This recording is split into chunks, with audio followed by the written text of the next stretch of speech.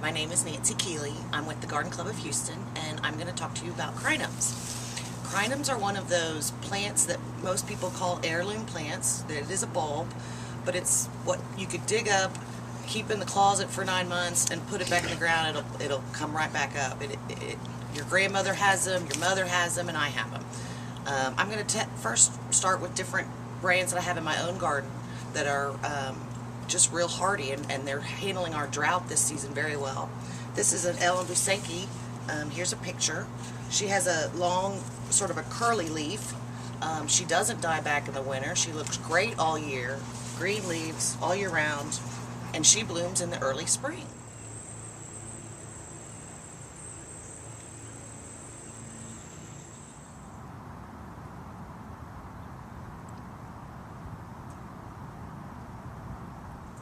This is a Stars and Stripes crinum. You can see the leaves are a little more upright.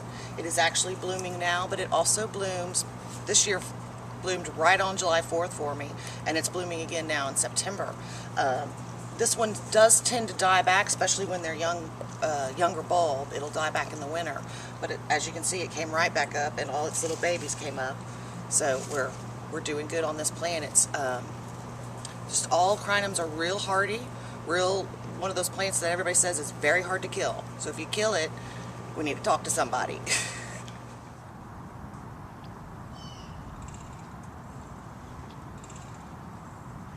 I wanted to show you this one. This is the Crinum procerum, which is also known as Queen Emma. There are some very large crinums out there. This is one of them. If you can see her base, you can tell how big she really gets. And also by my height. Her bloom is a spectacular red stalk that comes up in sort of a spindly little leaf with white flowers on the end. Inside it's white, outside it's pink. It's just a really outstanding, and she'll bloom all summer long.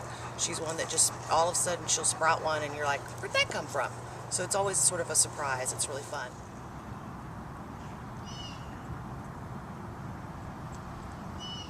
One other thing I wanted to talk about was this is a Hymenacalis. It is not a crinum, but like the crinum and like the rain lilies, they are in the amaryllis family.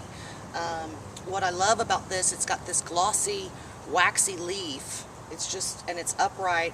The flower is this great stalk, and then it comes out with this white spider. It's also known as the white spider lily, southern swamp lily. Last year, this plant was left all on its own, no sprinkler, no water, and it looked just like this. When the freeze we got this past winter, it did lose its leaves, but as you can see, they all came right back. So it is very hardy and just loves being left alone. You'll see a lot of these on the side of the road and ditches and creeks, and they're just real happy all by them little selves.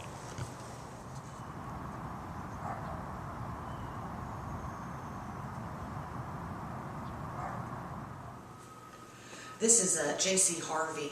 It's a light pink bloom, and it blooms in midsummer.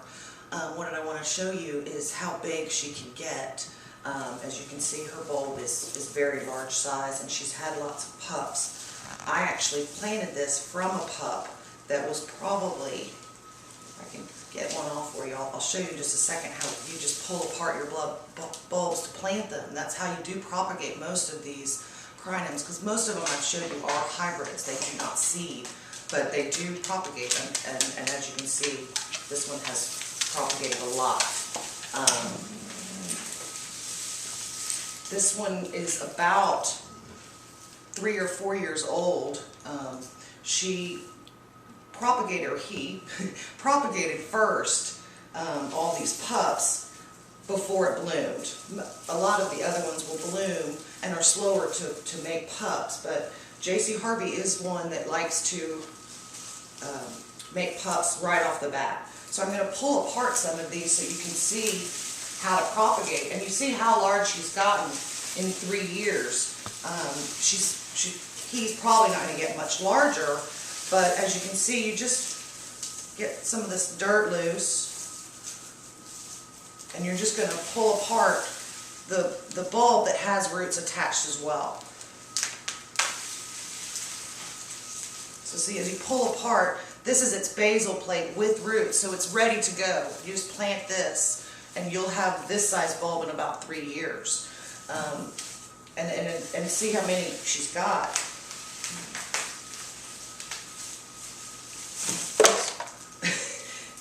They're just, it's such a great plant because for this reason alone, you can just give these to your friends and say, you're going to have a flower in 2 years and it's going to go all summer long. And this is a gorgeous pink flower, which I'll show you a picture of. She usually blooms in midsummer, June or July. But there you can see the good basil plate there. And even though this doesn't have much of a neck or anything, you can still plant this because of the basil plate. Now if you pull it off and you don't get any of this plate, then you're not going to get anything. But even if it was cut like this, and it was just a little bit, if it has this plate, it should come back for you.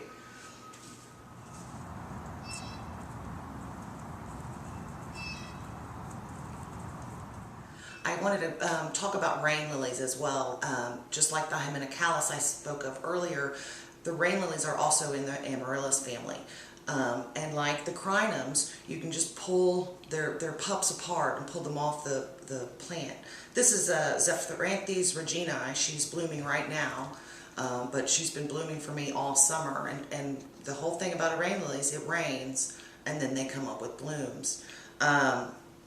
Right after, and some people don't know this, but after a rain lily, and not all rain lilies, but this particular species, it blooms and then it'll put out a seed pod after. So don't cut your bloom off, because after this comes this.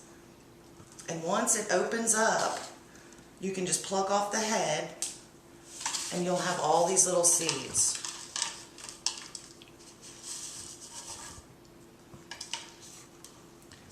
And once again, other than that, you also have all of the pups under the dirt that it's made.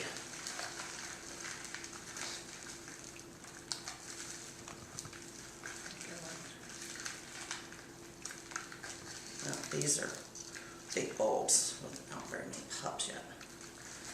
You can see here, it's a little baby pup right there with its root. Very tiny.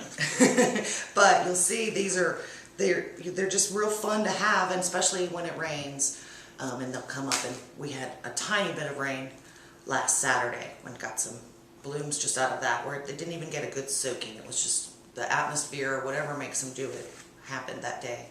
So we've got some blooms to show you today.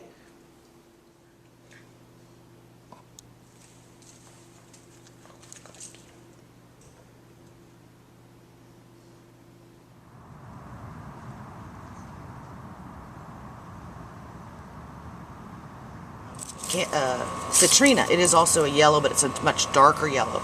But these are all from seed. So I took the seed pod and I just sprinkled it in the dirt. I sprinkled dirt on top. I didn't, and just sort of pat it down. And these are from last year, so they're doing pretty well considering what we've been going through.